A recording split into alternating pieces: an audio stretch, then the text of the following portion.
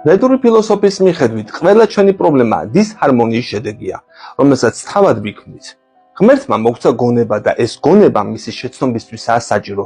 ჩვენ კი რას ვაკეთებთ? არასაჭირო რაღაცაებისთვის ვიყენებთ მას.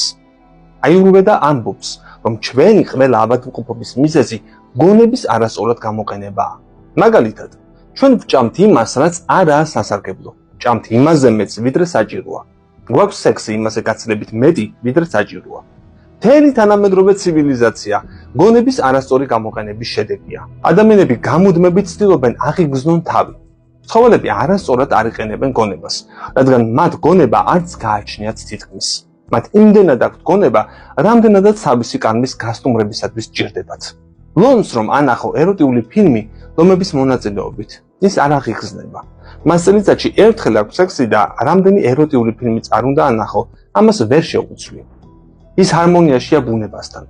ადამიანი კი განუწყვეტლივ ცდილობს, რომ გამოვიდეს ჰარმონიული მდგომარეობიდან. შეუძლებელია მარწყვი ჭამოს ზამთარში და ის სასარგებლო იყოს. ასეთი მარწყვი არ ღვევს ჩვენს ჰარმონიას, ჩვენს ბუნებრივ მდგომარეობას.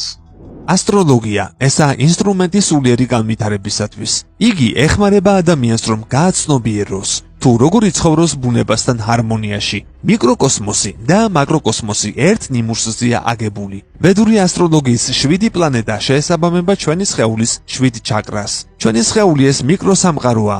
ვედები ამბობენ, რომ სამყაროში მოქმედებენ ნატიფი ძალები და თუ ჩვენ მათთან ჰარმონიაში მოვიყვანთ თავს, ისინი ხელს შეგვიწყობენ, რომ ჩვენი არსებობა ბედნიერი გავხადოთ. ასტროლოგია ხსნის, თუ როგორ მოვახდინოთ ეს ჰარმონიზირება. ასტროლოგია გვაძლევს საშუალებას, რომ დავინახოთ, რომელი ცენტრებია დასუსტებული და ვიმუშაოთ მათზე. გვეხმარება შევიცნოთ, რა სახით ვართ დაკავშირებული ამ სამყაროსთან ნატიფ დონეზე.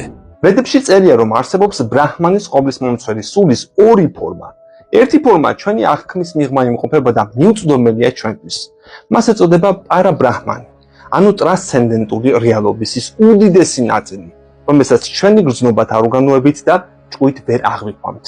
ბრაჰმანის მეორე ფორმას ეწოდება შაბდა ბრაჰმანი. შაბდა ნიშნავს ბგერას.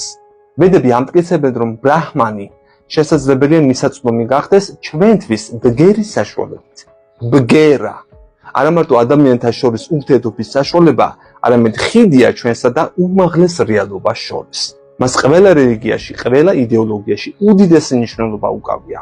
ბგერა არის საშუალება, რომელთაც ჩვენი ვიწრო ცნობიერება შეიძლება დაუკავშირდეს უზენაეს ცნობიერებას. ადამიანს შეუძლია ეს უმაღლესი ცოდნა თავის ცნობიერებაში შეუშვას. გამოიწერე კოდის YouTube არხი. ნახე უამრავი საინტერესო ვიდეო სხვადასხვა თემაზე.